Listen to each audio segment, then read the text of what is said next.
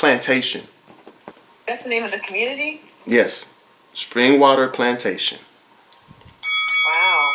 NBC, so will this be local news? No, national. National? Oh. Oh yeah, unfortunately we don't provide compensation. I'm an extra, so I don't make a lot of money. Like 2 weeks ago, I made like $88 for one day, and I spent all that money on the Uber from Noonan all the way to Atlanta and back. So I really didn't make any money. All I did was show up and hope that I get discovered one day. I just had 12-hour days working with Tyler Perry on the show Ruthless. Next season coming out, so please watch that, and please tell Tyler Perry, please give me some speaking lines. I'm tired of walking in the background. See me in the movie, I was just in Guardians of the Galaxy. They cloned Tyrone with Jamie Foxx. No man in our family ever went to college. We all lived with each other. We call it the family compound. When he went to the door, there was a bag of feces in his front door. I seen people shot and tasered for less. It was always dangerous. Watch the Emmett Till story, and I'm actually in that movie too, the Emmett Till. So I'm not gonna purposely race bait anybody. So, but anyways, when people say stuff like that, a lot of the people that supported me will respond to them. So I'm really thankful for that. Respond to them. I'm getting a lot of DMs of people being supportive. It's one category of people. Don't think it's all white people. And like I said, I got a white best friend, so I'm not racist at all. No one mixed could say that they're white. If you mix, you're automatically black. Thank you, Anthony, for this really, insightful interview. Thank you for sharing me with all the experiences that you're going through. I'm so sorry that you and your family gone through. And then just my final question, what does justice look like for you? Before you watch my video, do the boy a favor and click the subscribe button and tap that bell icon for instant notifications. You will not regret it, on mamas. From insane workouts to smoking and drinking.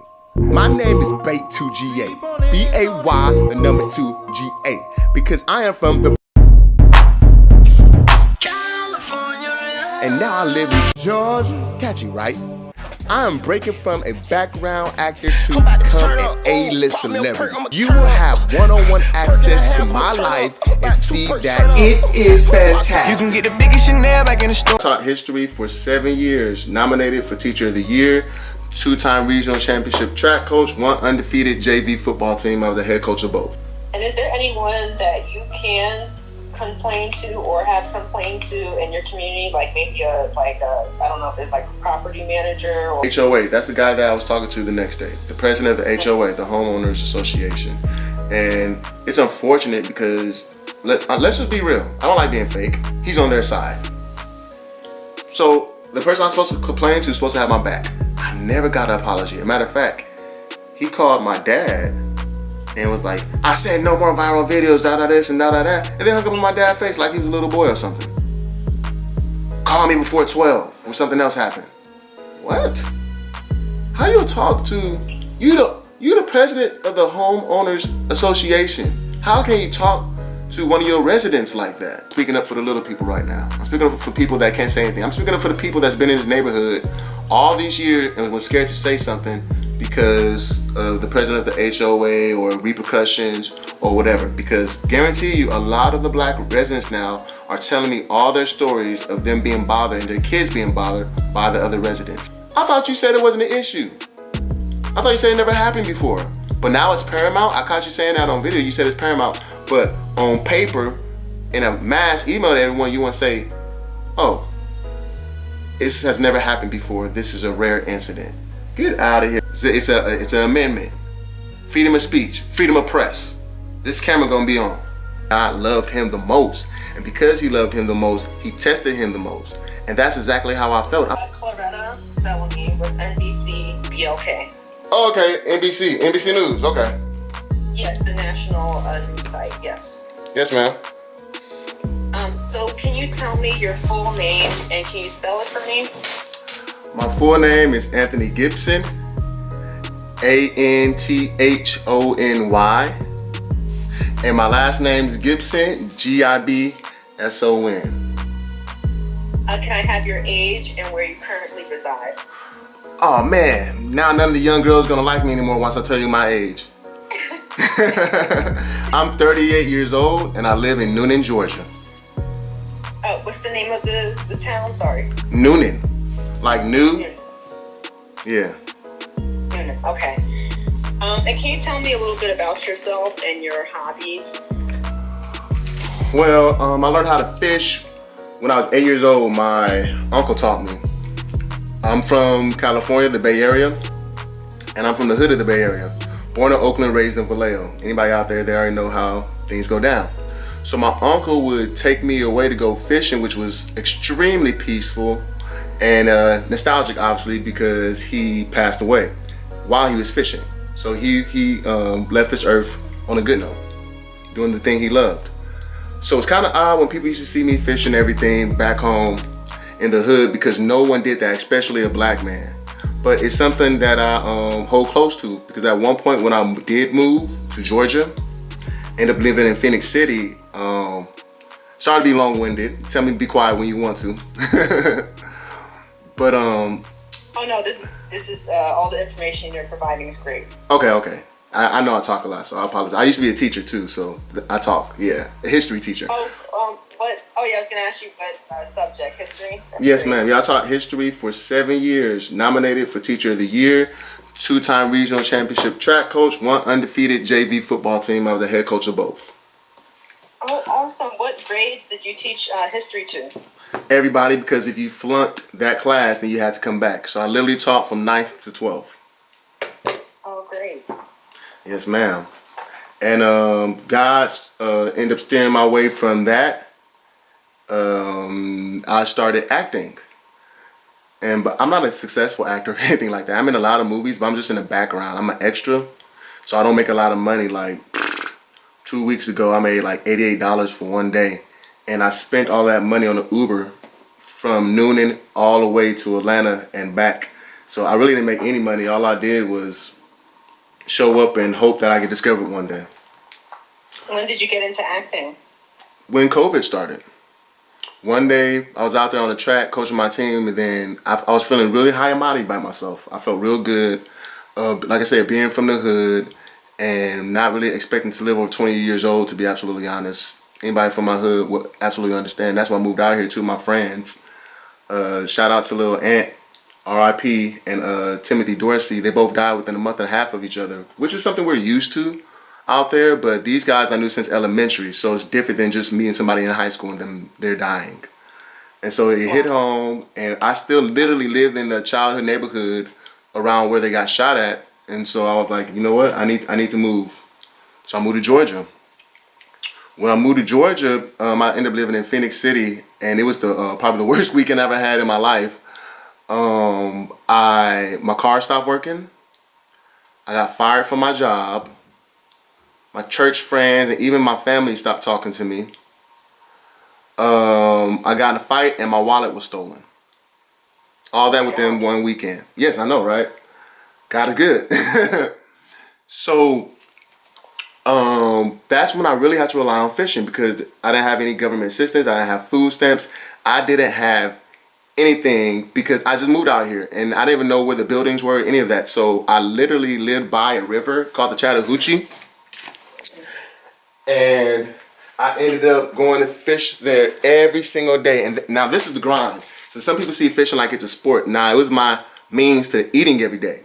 So my friends, they'll still make fun of me today. Like, dude, oh, we eating at your house? Oh, I guess we'll eat fish. And you don't have no sides, do you? Like, yeah, exactly.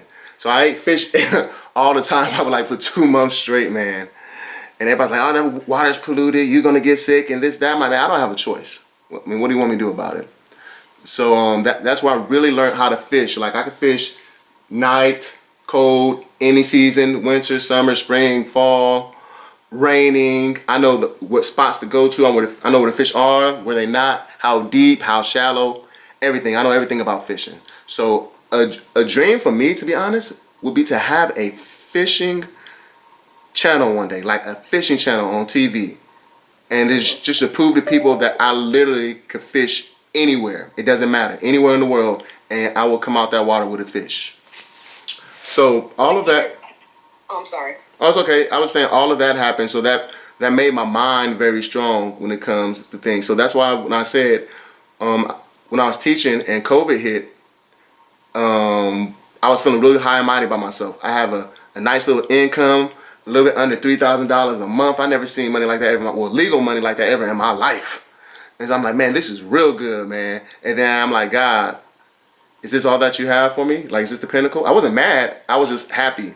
And I asked him. It seemed like after that, immediately, COVID stopped my winning track season. We were supposed to go to state.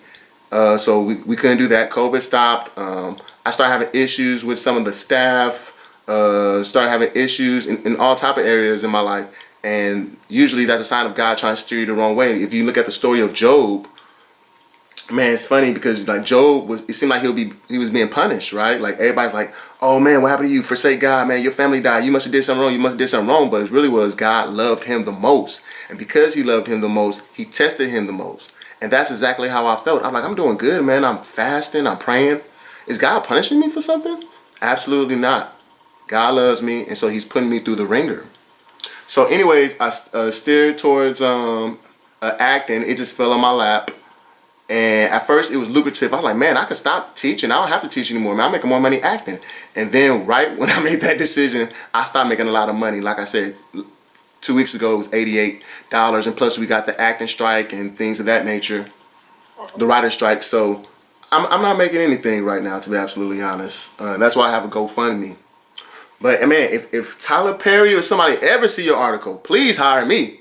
Please, pretty please hire me. I am so ready to act. And if I'm not, I will work my butt off. That's one thing about me is that I'm 100% person.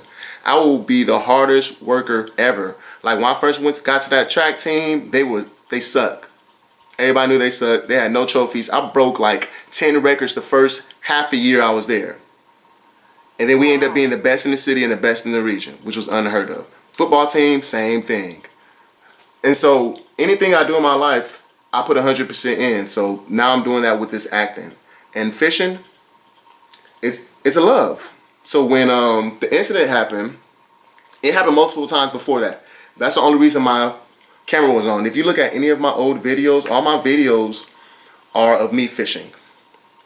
And, you know, not causing no trouble, just having fun there with my friend, usually Catfish or my homeboy Willie Dog or Shaquita, Love. You know, people I fish with, Corey Rust. People I fish with just to have fun. Because when you're not working, you want peace. And like I said, for me that's nostalgic. I think about my uncle. I think about sitting there being peaceful and, you know, not making loud noises or doing anything crazy. So when she came over there, I knew she was up to something. She drove past our vehicles and then stopped her car. Well, my friend's vehicles. I didn't have a vehicle at the time. Like I said, very, very struggle life right now. And so she's... Sorry, I just wanted to interject before you get into the incidents with the people stopping you while you're fishing. I just had a few questions. Absolutely. About what you told me. When did your uncle pass away? He passed away when I was in college, so I think that was 2013. I was so sad because he always wanted the best for me. He's one of the biggest reasons why I moved to go to college. No man in our family ever went to college or anything like that. We kind of like just hard workers. You know, I'm a coach, so obviously athletic, could fight, you know, MMA, mixed martial arts. Everything was just straight physical. We didn't use our brain like that. And he was like, use your brain, young man. That's what he always call me, young man. Use your brain, young man. Man, he's straight old school. Taught me how to swim, taught me how to fish. My dad was always in my life. Shout out to him. But he was busy because he worked 3 jobs trying to take care of 5 kids. And 2 of those kids was even legitimately his. And so he had big shoes to step in, and his dad wasn't in his life either, so he didn't really have a good example. And so me and him, we still going through our stuff right now, learning each other, man. But shout out, he did the best that he could, and I thought he did a good job. But my uncle was definitely like a father figure in my life. And what year did you move to Georgia? I moved to Georgia in 2008. Yeah. 2008? Yes, ma'am. Okay, and what was the name of the high school that you taught at? I'm sorry, and for how many years were you there? I taught at multiple high schools, but the one that probably had the most success at was called Hardaway. And I also taught at Kendrick, I was at Spencer for a little bit, couple of middle schools. You know, I got around. And I knew I had to leave. I ended up resigning. I knew I had to leave when I felt like they kept putting me in a box. And that's why I'm showing all these Karen videos now. I'm like, forget it. I can't do it anymore. You guys can't put me in the box, man. You know, what was that one movie? I'm a peacock. I'm a peacock. You can't put me in a box. I gotta do me.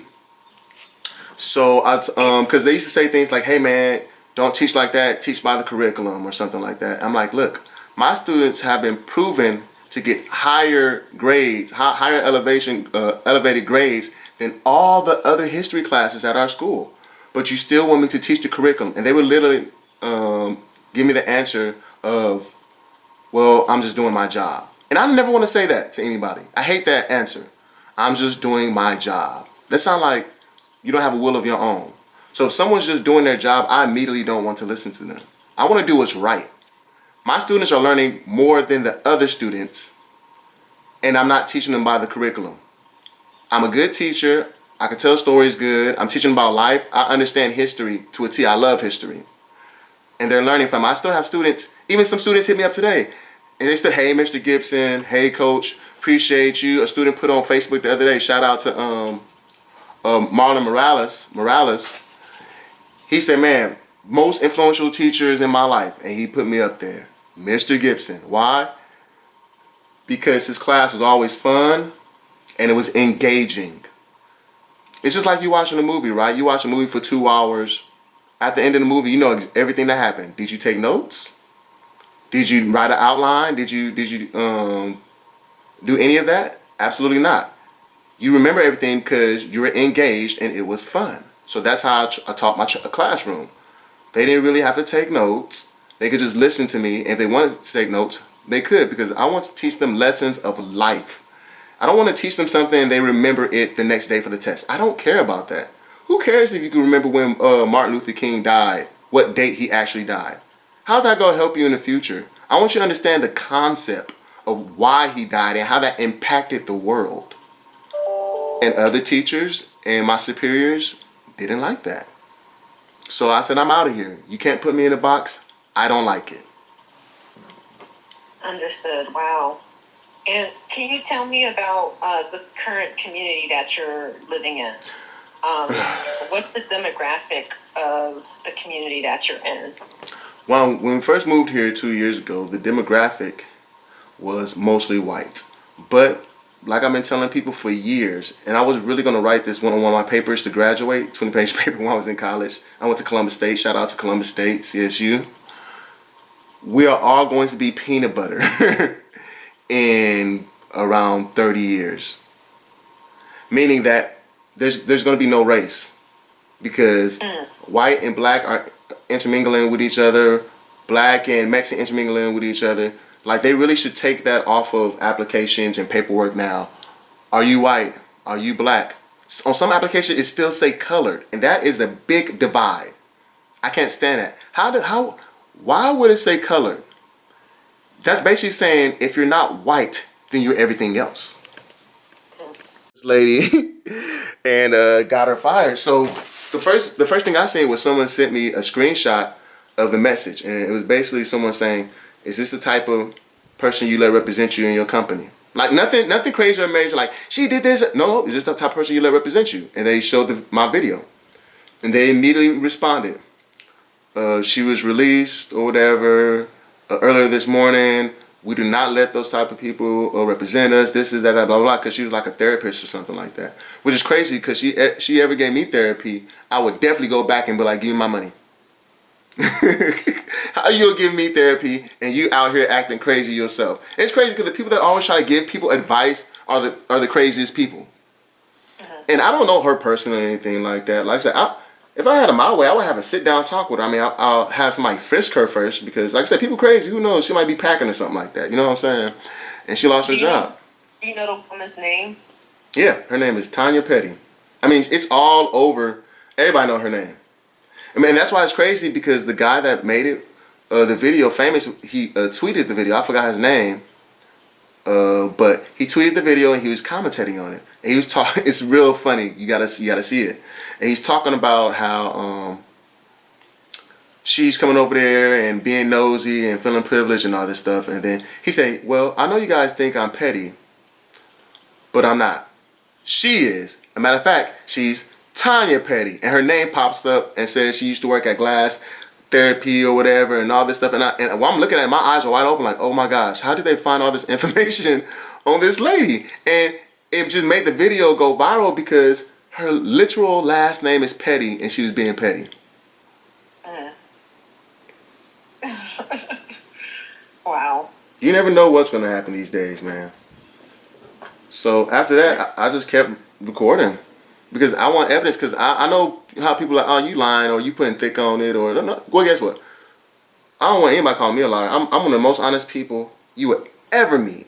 Like, I don't even have a girlfriend or a wife because I'm so honest. I never cheated on anybody ever in my life because I'm so honest. I'll tell on myself if I did. So when I'm posting these videos, it's nothing but the straight truth. And anybody can ask me whatever questions they want, and I will be absolutely honest with them because I'm a big believer in God and I believe in karma. And her karma just ended up coming back to her for being nasty to someone she didn't even know. And I'm not, like I said, I'm sorry, go ahead. Oh, go ahead. No, I was just going to say, I'm not even witty enough to lie to somebody like that. I'll get caught, so go ahead. Did Tanya ever call the police that day? The police came. Oh, they came. Okay. I don't know if she called it or someone else called it, because guess what? Guess how many times we were stopped that day from people asking us if we lived there? 4 times in one day. Wow. And how many hours? You said that was like around 3 something, right? That was around 3 something. And she wasn't even the last person to come bother us. She came back twice after that. And then, if you watch my other video, another guy that claimed that he was the HOA president or whatever, which he wasn't, came. We found that out later because I had a meeting with the president of the HOA. And he was the last person to come bother us. And say, hey, remember what I said earlier? Where do you live? I'm like, whoa, that is aggressive. You don't even know who we are. That is, please watch the video and just look at his demeanor. I'm good at reading people's body language. I'm still technically I'm still a teacher. I just resigned, but I can teach anytime I want. I still got a degree. But I'm good at reading body language and knowing people. I'm from the hood, lived in some sedity places before, been around a lot of people. I'm an actor. I've been around people, so I could read body language. And he just came there like, I'm ready for the smoke. What's up? And if I didn't turn that camera on, I think it would have been worse, to be absolutely honest. Because when I turn the camera on, you see him turn to me and look like, he has a camera on. He's still a little nasty, but guarantee he would have been nastier if that camera wasn't on.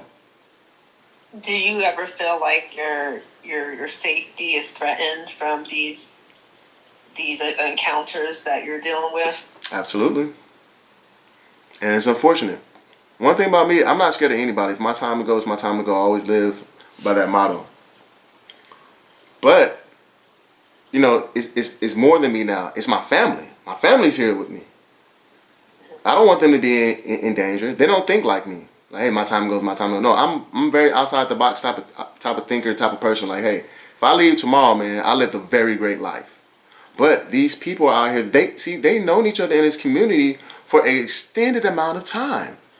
So they could be having meetings, they could be talking to each other. I'm pretty sure she probably got a job right now because they loved her that much. If you watch the video after that, you see the HOA president, instead of apologizing to me and saying we need to do something about this racial profiling in the community, he says, can you make a video basically apologizing, not the exact words, but basically apologizing and saying there was some type of misunderstanding because she needs her job back. She has a mortgage to pay. She has a big mortgage. What, you don't think we got a big mortgage? We live in the same neighborhood. She should have thought about that before she came in racial profile. I'm not going to help her get her job back. She still haven't apologized to me. I haven't seen her since. Wow. She haven't apologized. Literally, no one apologized except people online. And let me just say this. People online, stop apologizing for other people. I don't care if all you guys are white. That's not your fault that one white person or somebody that looks similar to you, same skin complexion, done something stupid. That's not your fault. Don't apologize for a whole race. I'm not going to apologize for the whole black race for someone being racist, because guaranteed there's boomers that are black and they're racist too. I'm not saying I encountered anyone being racist towards me. All the black boomers I encountered was like, oh man, what you catching? Oh man, that's a nice looking fish. But guess what? Same deal though, but just a different approach. Hey man, if anybody come over here and bother y'all, and see, for someone to willingly say that, that means they do it a lot. They bother black people a lot. Hey, y'all some cool people. This is what he said. Y'all some cool people, man. I like y'all. He was a retired military too. If anybody come and bother y'all, you let me know. And matter of fact, tell them that you with me. You're my guest. So he didn't even believe. And who was that? That was a black resident? Yeah, that's a black resident. A black resident never bothered me on some you don't belong here stuff. Mm-hmm. They're just nice and want to know what I'm catching and when I'm gonna fry the fish. Can I join you? You know, stuff like that, real peaceful stuff. But these older white people, my gosh, I never seen like other incidents. Like I said, looking in the vehicle, looking in the back of a pickup truck like you're an investigator. Who does that? That's someone else's property. And you're that bold to do that? That is outlandish.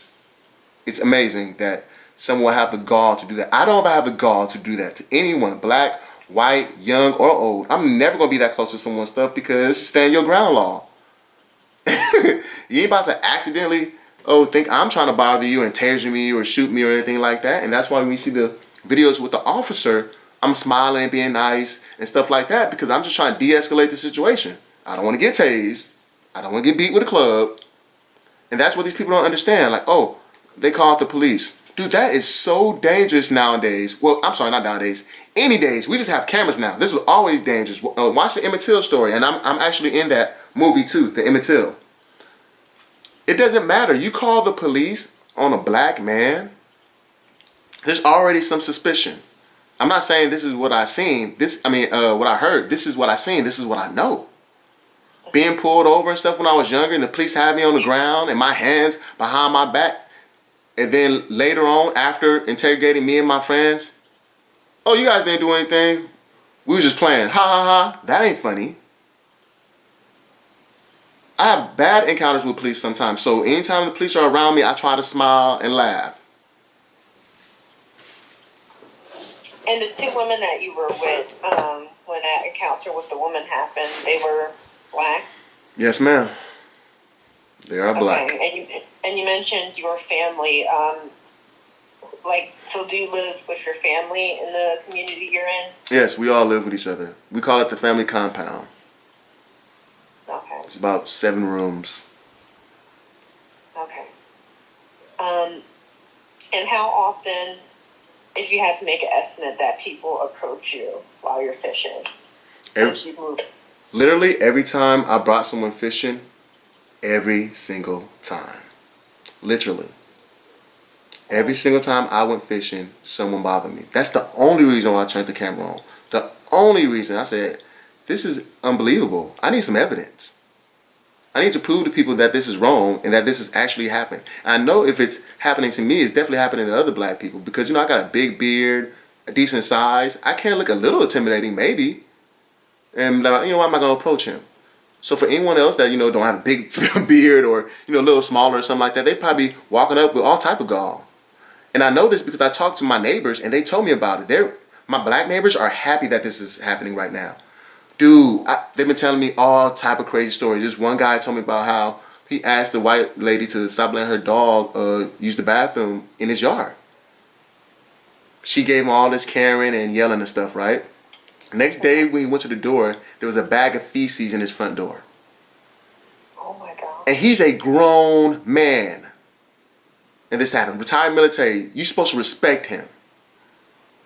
And that happened. Entitlements. That's what I'm saying. I think they got some groups here. They're friends. They talk to each other. Because they all kind of do the same thing when they bother you. The same questions and the same outcome. We're going to call the police. So am I afraid to be here? I'm not afraid of anybody. But do I want to go get out of this house or go fishing and do any of that stuff around here anymore? Hell to the no. What do you think would have happened in these situations if you weren't recording? I think it would have been worse. I really do. like I said, I think people put their nice face on. You see the lady, she contradicts herself. Miss Petty, Miss Karen, contradicts herself when she see my camera on because she's smiling. So she's fake. She's a therapist, so she know how to fake stuff. She's smiling while she's talking, but she's saying mean stuff. So the first thing she said was, "I see that you're recording. Thank you for recording." And then she says, "I'm not giving you permission to record." Which one is it? Thank you for recording. I'm not giving you permission to record. Which one is it? So if that camera was on, I knew it would have been nastier. So, but once again, that's why I'm trying to get this GoPro with this GoFundMe, because I'm recording everything. If I get got, if somebody get me, guess what? I'm gonna be going live when it happens. And when she called the police and they came, it was ultimately like the same thing that happened. They just wanted you to prove that you lived there. Yes.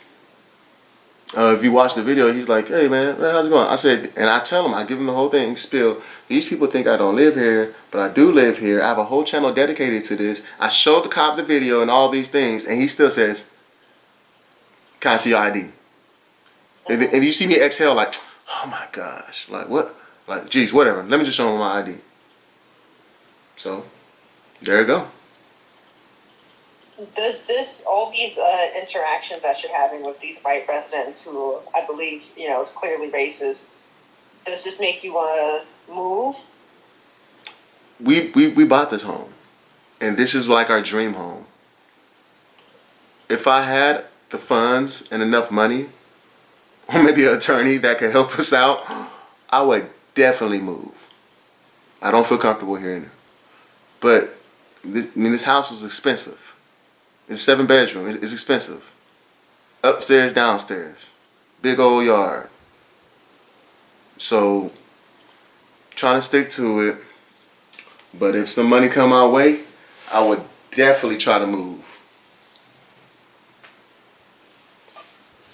And do the comments and the people, finding, Miss Petty on social media and just the comments that people put on your videos, does that make you feel supported in any way? It does. It does. I love it because I don't ever have to respond to the people that's trolling or the people that think that I'm doing. Someone mentioned I'm race baiting. I thought that was just not the opposite of funny. I know I laugh or chuckle, but no one that's a black male, 5'10", 190 pounds, with a big beard will race bait anyone. That's insane. Why would I purposely want the white police to come and talk to me? I've seen people shot and tasered for less. So I'm not going to purposely race bait anybody. But anyways, when people say stuff like that, a lot of the people that supported me will respond to them. So I'm really thankful for that. Respond to them. I'm getting a lot of DMs of people being supportive. News people like yourself talk to me, getting the story out there. I just really think I need to get the story out there. Like allow this to be national. Like, look, I want to talk to Oprah. I just want this to be known because if something happens, we know who did it. You know what I'm saying? But if this is swept under the rug, anything could happen. I mean, this man had feces left on his front yard, and all he did was say, "Don't allow your dog to poop in my yard." Look what I did. This thing is going, I'm saying, viral. So worse things can happen to me. Has your situation improved in any way since having all these, viral TikToks and videos and people being more aware online? People that didn't used to talk to me are nicer. "Hey man, what's up, bro? Blah blah blah blah. You acting right? Oh man, nice seeing you." Stuff like that I really don't care about because I don't care about what people say. I care about. I'm an action type of person. You can say you love me, you like me all day. I don't care what you say. And that's why I told the guy. The guy at the end, he eventually came back with his wife and he apologized. And I said, "Okay, I hear you, but I am very upset. This is the fourth time I was approached and the police were here because of you and the lady and whoever called. I'm very upset. I hear that you're apologizing, but that's surface stuff to me. I want to see actions. This happened to me all the time, 4 times today. I want to see action. So I hear you, but I don't hear you at the same time." I was very honest. I can be very honest when I need to be. And his wife was like, "This is not a racist profile thing or whatever." I'm like, in my head like, you weren't even here. You just having your husband back, so I'm not gonna talk to you. Because that's one thing I don't do. I don't talk to people wives. I talk to the guy because I don't want to be disrespectful or anything like that. So I talked to the guy. He was there. And then she said it was not a race thing. And then I told him about how many times it happened. This, that. Proof in my phone. And then he finally admits, you know what? And I wish I would have got this on camera, but I didn't. You know what? Majority of the calls to the police are on black people. And the wife just looked surprised like, oh my God, did you really admit that to him? But dude actually looked authentic to me. I'm pretty good at reading people. He looked pretty authentic when he said that. And so I did appreciate that. And I'm looking forward to the change, if there's really a change. But the video's out, so he might be upset now because everybody know how how mean he was. So who knows if there's going to be a change or not. But I'm willing to sit down, talk to all my neighbors, just as long as they're frisk first. Because you ain't about to Malcolm X me. So basically, it doesn't matter. We're not distinctive enough to have our own category. So just put us all together like peanut butter and say we're colored. So that's a big issue. That's a problem. And I'm sorry. Go ahead. What motivated you to move to this community that you're living in now? Oh man, I always wanted to live in a nice, big, wonderful looking community. You know, from the hood. So, you know, you don't want to hear no drive-bys. You don't want no helicopters, lights in your window trying to find a suspect. You don't want to wake up with shells, gun shells, you know, in your front yard. And all that stuff happened to us growing up. And so we had the idea of everybody just stop living in your apartments that you have to pay for all the time, or your house that you have to pay for, you're renting, and let's just buy a family compound with about 7 to 10 rooms. And we all could just live with each other until we stack up and make whatever money we need to make to financially be able to live on our own. And this neighborhood had a good price. Had some relatives that lived around the area. And you know, it's crazy because some people are like, well, why would you want to live in a neighborhood like that? Or, you know, why would you want to be around people that's racist and this and that? I didn't shake everybody's hand before moving to this neighborhood. I don't know anybody. Where we from, you don't even meet your neighbors like that. You know, I don't even know my neighbor's last name growing up. You know what I'm saying? So I don't know everybody or how they act or who they are. I didn't know all this was going to happen until it happened. And I'm just glad I got some of it on footage because, like I said, it happened multiple times. And that's why I had my camera on in the first place. If I would have had some of the stuff that they did and I didn't have my camera on, it would have been crazy. So that's why I got a GoFundMe now for a GoPro camera, which is basically a Fisherman camera that's waterproof. And it's a 360 camera, so you'll see everything. It's kind of like a cop's chest cam. Mm-hmm. So when someone come up and bother me, I'm going to just push that button and start recording. And it's going to go live. And that way I feel more protected because, to be absolutely honest with you, I don't feel comfortable going fishing anymore in this community because these people lived here for 7 to 10 to 15, 20 years. They all know each other. They could be making up a plan right now to do something to me and my family. I don't know what's going on. I mean, the lady lost her job. I would be highly upset if I lost my job. Some people go crazy over stuff like that. But me being from the hood, I'm used to losing jobs. I had over 20 jobs before. Hey, lose a job, hey, whatever. Get back on the saddle. God got my back. But some people are not used to diversity. They're not used to adversity. They're not used to struggling. So when it hits them, they go crazy and they do something that's uncharacteristic. And I don't feel comfortable being here. Is your community gated? No. Oh, it's not. Okay. It's not gated. And it's called, believe it or not, which is another problem, it's called plantation. That's the name of the community? Yes. Springwater Plantation. Wow. Okay. What's the name of the... Okay, so you're at a pond in the community, right? That's where you go fishing? Yes, ma'am. Do you know if that pond has a name or it's just a local pond? I think it's just a Springwater lake. But I don't know the exact name, no. Okay, no problem. And when you go fishing, I know you say you... do you ever go alone or are you usually with other people? So I'm usually with other people, but when I go alone, I'm never bothered. Let me tell you the reason why. This is unfortunate, but I have to be the stereotypical black man, mean black man, for people to not bother me. So they'll walk by. If I know they're just being nosy, I'll make a real mean face. And they won't say anything to me. I do that all the time when I fish by myself. But if I'm with someone else who's from the South and, you know, not from the hood, they're very nice and Southern hospitality. Someone talks to them, they smiling, how you doing, they waving. And that's just the bait. See, these Karens and Kens are also fishing. Because they throw it out there. They throw the bait out there. Oh, hey, how you doing? And we say something back. Oh, we're doing good, thank you. Next question, you seen in the video. Next immediately was, do you live here? What? You don't even know me. Are you the police? Are you an undercover cop? You are interrogating a neighborhood citizen. And that's not even your job. It doesn't say that in our bylaws or our lease that, hey, you have the right to go interrogate people if you think they don't live here.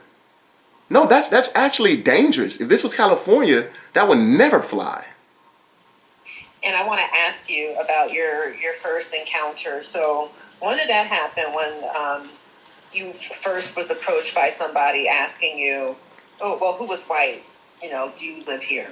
I'm going to tell you about my first encounter, exactly what happened. You okay with that? Yes. Okay. My first encounter, I was none the wiser, right? I was just like everybody else out here. You just be nice and smile and do this and do that. So I made them feel comfortable. I'm fishing. On the left side of me, there's two white guys I don't know. On the right side of me is my best friend, Catfish, and he's white. I'm in the middle of them fishing. This guy walks by, entitled guy, white guy, with his dog, with his American flag bandana in his pocket, and walks by them, comes to me. Oh, how y'all doing? Oh, I'm fine. If you're not from out here, you don't supposed to fish here. What? Who said? You know, I was still kind of nice because this is the first time it happened. So I'm like, I do live here. Where? Where you live? Oh my gosh. I'm thinking that in my head. So I say, I live down the street. What's your address? What? That's when I was like, what is going on here? What's my address? I'm not telling you my address. I don't even know who you are. I shouldn't have even told you that I live down the street. I don't have to tell you that, but I did because I was being polite and you came over here with your dog, your American flag in your pocket. I thought you were nice. Then my friend immediately jumps in. The white guy. One of the white guys. Hey man, stop bothering him. I know you bothering him because you think he don't live here because he's black. But what you don't understand is I don't live here. I'm his guest. And you walked right by me and those guys and bothered him. You're being racist. Racial profiling. The man didn't care. He said, I'm going to call the police. And he did. While he was going calling the police, the two white men that were next to me said, hey man, I've been fishing here for 7 years. I said, okay. You ever been bothered? No. But guess what? We don't even live here. I said, wow, so I'm the only one that live here and I'm the only one being bothered. Wow. Yeah, that don't surprise me. It really didn't surprise me. I was like, you know, racism is alive, bro. So they were so nice though. They're younger. The people that bother me for real is one category of people. Don't think it's all white people. And like I said, I got a white best friend, so I'm not racist at all. It's the boomers. Older white men and older white women. The younger white kids never bother me. Oh, what you catching? That looks cool. Awesome. Man, I wish I could do that. You know, stuff like that. It's the older generation. So those two white guys said, hey man, we about to go down here and look at our address. And we're going to say that we live there and that you are a guest if the police come. So that was really cool. I'm glad they had my back. But when you think about it, the undertone of that is, guess what? We don't believe that you live here either. But we still got your back. So that was the first time that happened. What month and year was this first encounter? Oh man, I don't remember. I didn't document it because I didn't think it would ever happen again. Like, oh, I mean that's rare. That's rare that something like that will happen. Like I said, I fish by myself and I just, you know, stereotypical, try to look like a mean black guy, and so people don't bother me. But when I fish with other people, that's when it happens. But it was less than 2 years ago. I know that. Probably about a year ago. Probably about a And year ago. you moved into this community 2021. 2021. Yes, yes. It was Thanksgiving of 2 years ago, I believe. Around Thanksgiving. 'Cause I remember like it was like 5 more days that we have Thanksgiving. But And what happened? The police came. yes, the police came. So this is actually why I start recording. Police came. Like I said, I'm upset. I'm not gonna lie. This is probably the most upset I've ever been.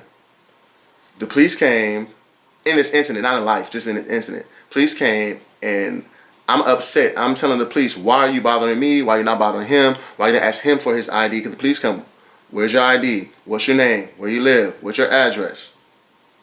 Can someone at your home verify that you live here? And I'm just like, this is impossible. I said, I can't believe that you're bothering me this much and all I'm doing is fishing. I'm not smoking. I'm not drinking. I'm not partying. I'm not making a loud noise. I'm not littering. I'm not loitering. But you asked me all these questions. You should be ashamed of yourself. My friend actually almost had to calm me down that time because I was very upset. But eventually, I calmed down and we just had a conversation with the officer after showing all the evidence. Well, can your family come down here and prove? No, my family, no. They're not about to wake up out of their sleep and come down here to prove that I live here. I'm like, that's crazy. Why would I lie about something like that? That's silly. And then so, I'm sorry, What was go the ahead. race, officer? What'd you say? The color of the officer, the race, was he white? No, believe it or not, this was the only one. This was a mixed guy. He was mixed. But you know how when people mix, they automatically consider, once again, colored, that they're black.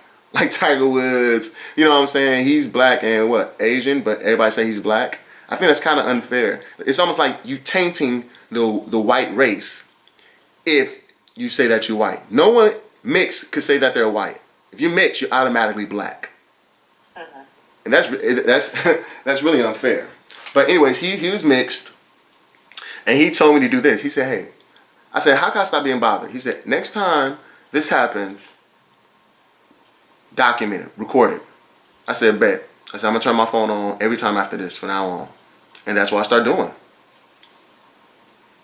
And what made you start posting it on TikTok? Well, I started posting on TikTok because I post my fishing videos on TikTok anyways.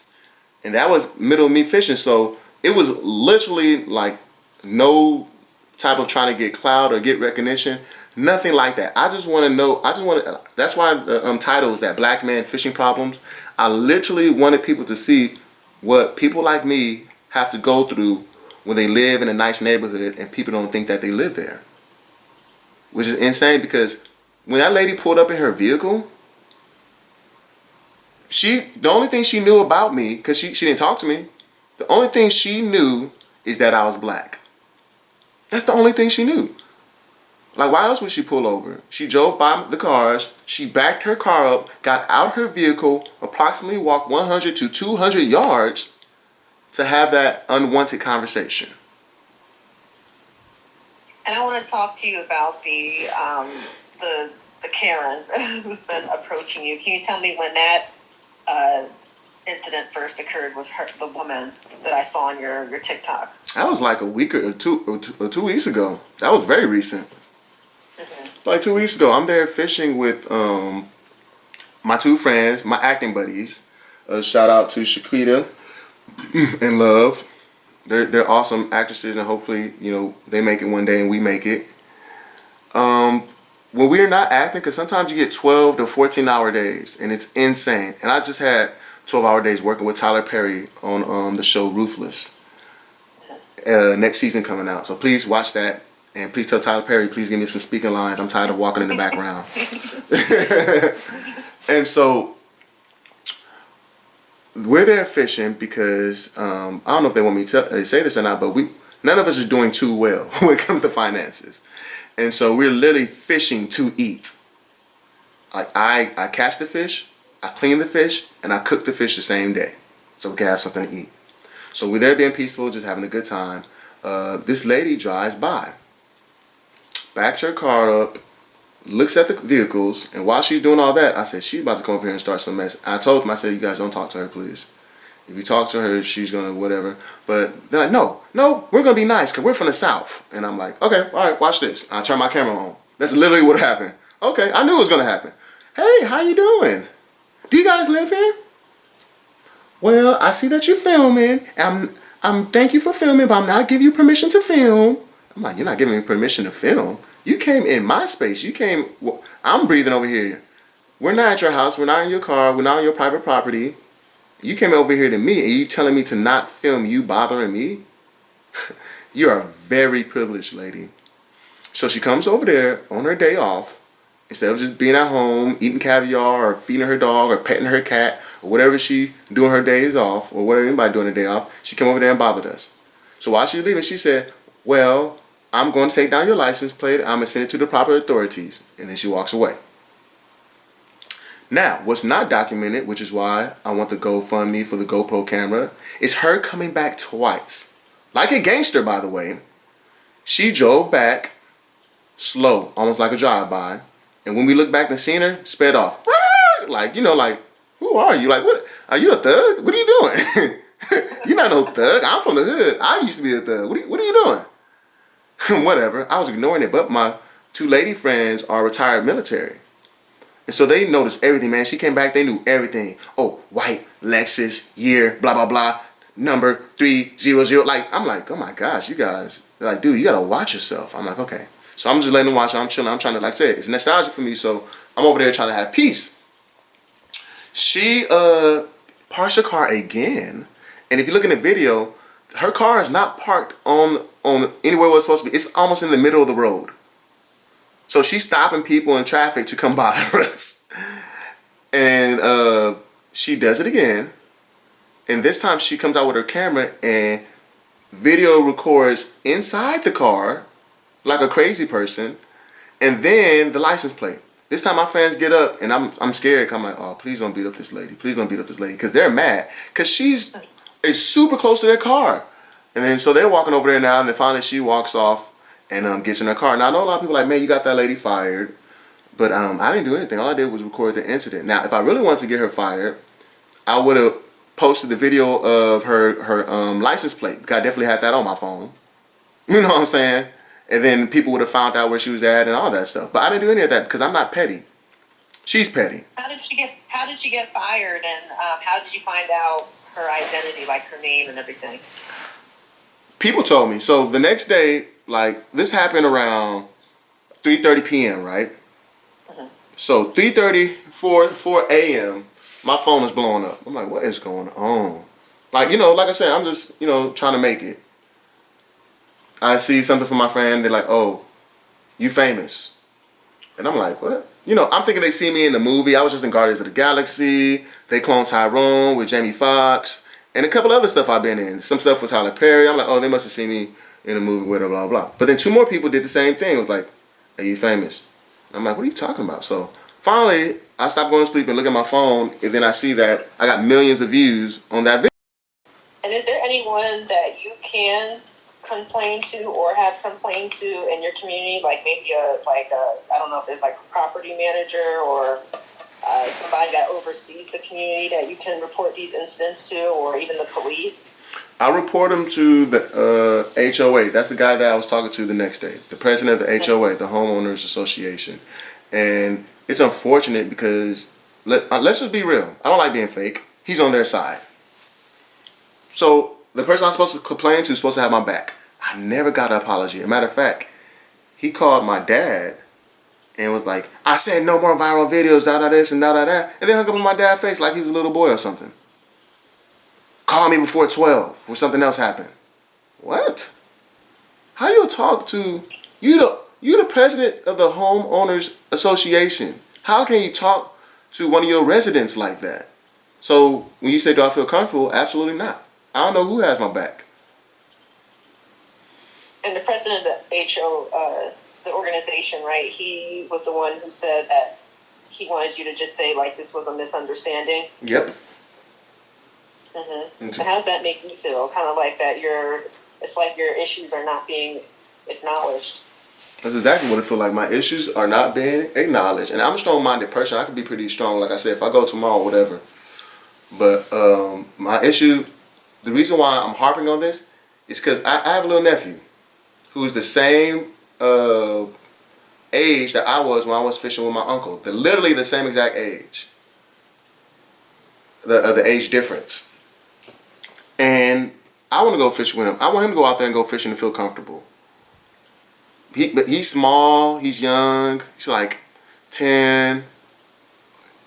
And I don't want someone to come there and bother him like that. So really, because I have a platform and I'm not scared of no one, I'm speaking up for the little people right now. I'm speaking up for people that can't say anything. I'm speaking up for the people that's been in this neighborhood all these years and was scared to say something because of the president of the HOA or repercussions or whatever. Because guarantee you, a lot of the black residents now are telling me all their stories of them being bothered and their kids being bothered by the other residents. And it's crazy because now he's making apologies and stuff and emails not apology, but email with no apology and basically saying this incident has never ever happened. He's contradicting himself. You said this incident never happened before. This is the only time it happened. Get out of here. You think it's a coincidence that happened 4 times in one day? And then I got him on video saying we have to address this because it's paramount. The black and white thing is paramount. I thought you said it wasn't an issue. I thought you said it never happened before. But now it's paramount? I caught you saying that on video. You said it's paramount. But on paper, in a mass email to everyone, you want to say, oh, this has never happened before. This is a rare incident. Get out of here. I know, and that once again, that reminds me of my old superiors, my old bosses. I just have to say this because it's my job. I have to say this because I don't want to get fired. I'm not scared of getting fired. Fire me. But I'm going to be honest. And I feel like that's what he's doing. This is my job. There might be a hint of racism, and I don't know. He absolutely be doing this because it's his job and he's trying to defuse the problem. He really could be. Or he could just be racist and on her side. Because he definitely did want her to get hired back at her job. He definitely said that. And he said, and he begged me, he said, please, please, and I got it on video, please stop posting viral videos. I'm like, dude, I don't know how to control a video from going viral. This is the first time this ever happened to me in my life. You look at my videos before that, I had like 1,000 followers or something like that. Now I got over 100,000. I don't know anything. This is new to me. I don't know how to make stuff go viral. All I do is post the truth. And you know that the camera on, so if you happen to be ignorant on camera, you chose to do that. And what's the name of the man? Tom. Do you know his last name? I don't. Okay. I don't. But like I said, I'm one of them neighbors that, like I said, because this is how it is, I try not to talk to a lot of people. I mostly try to work, sleep, fish, work, sleep, fish. What is the type of fish that's in the pond that you catch? Man, they got a little bit of everything. They have crappie, they have brim, they got sunfish, they have bluegill, they have bass, largemouth, they have carp, they have catfish. Yeah. So it's a nice pond, and that was their selling point. So for them to say I can't fish in that spot extremely irritates me. When we decided to move here, we were like, okay, well, we know that everybody knew that I wanted to be in a place where I could fish. Because that's my love language. That's what I do. I love fishing. It's so peaceful. It reminds me of my late uncle. I love it. So when you say something like, oh, you can't fish, but when we was getting the property, oh, we have a lake. It's a community lake. Everybody can fish here and this, and that, and blah, blah, blah. And all of a sudden, oh, this spot right here, you can't fish. And that's the best spot that I've been fishing there for an entire 2 years. And everybody else fished there too, black and white. But now no one can fish there? Get out of here with that, bro. And then just my final question, what does justice look like for you in this situation? Justice for me would look like peace, comfortability, compensation, and the possibility of me and my family moving out of this neighborhood. And I'm not saying moving out to an apartment or what. No. This is a 7-bedroom. We want to move in a good neighborhood. I want to live in a nice neighborhood or even nicer neighborhood. Talking about look-wise, not the people, but look-wise. I think that will be fair. Because that's what we thought was going to happen before all this happened. But now our peace is disturbed. I walked around the other day and people pulling over and talking to me, and I don't even know these people. So I literally used to run around this neighborhood to exercise for an hour straight. I'm kind of in shape. For an hour straight, nonstop. Now I can't do that because there's no sidewalks. I'm afraid that somebody might come with their car and hit me or shove me or anything. Looking out their window, anything could happen. So I'm extremely uncomfortable, and yes, I want to move, but we don't have the funds to move. We spent the bank on this house. And do you feel like you should have to move? Not that I have to move, but for things, for justice, I think yes. Because these people always are going to see me like this now. This is never going to change. You know what I'm saying? Oh, that's that one guy. He got my friend fired. I don't want people to look at me like that. Because people are crazy. Who knows what they might do? Like I said, I grew up in the hood, so I'm used to drive-bys and stuff like that. I don't know these people. And they mad. They mad at me. Because I exposed them. That's why I said, please stop posting viral videos. Why? Because I'm exposing the truth of how you guys really feel. In your get-togethers, your meetings, or whatever you're doing, that's how you really feel. And now the public know it, and now you want me to stop posting the videos. Absolutely not. It's my right. It's an amendment. Freedom of speech, freedom of press. This camera gonna be on. Wow. Well, thank you, Anthony, for this really, insightful interview. Thank you for sharing me with all the experiences that you're going through. I'm so sorry that you and your family going through this. If you would like to, could you send me just a headshot of yourself? You can send it to my email, or you could text it, whatever's easier. Yes, ma'am. Include that in the article, and then once you send that, I'll just send over some language, and you just have to confirm that, NBC News has the right to use that photo. But thank you again. Thank you. And the article, I believe, should be published one day this week, probably about midweek or so. Okay. So if it's live, I'll text you the link directly. Thank you. I really appreciate it. And just a question, I'm just asking, because like I said, I'm broke. Is there any type of way I can get compensation for this? I'm not begging. I'm just asking, like, if there is a way, put me on game. Let me know. Oh, yeah. Unfortunately, we don't provide compensation for any interviews. Okay. All right. Well, thank you. I really appreciate it. And, yeah, let's get out there. So, NBC, so will this be a local news? No, a national. National? Oh, nice. Yes. NBCnews.com, and then we're specifically under NBC BLK, and so basically NBC Black. Okay, NBC Black. Yes, ma'am. All right. I'll send you a photo to your phone, and yeah, that should be it. If you have any other questions, let me know. I appreciate you giving me a call. No problem. Have a great day. Bye. You too. God bless you.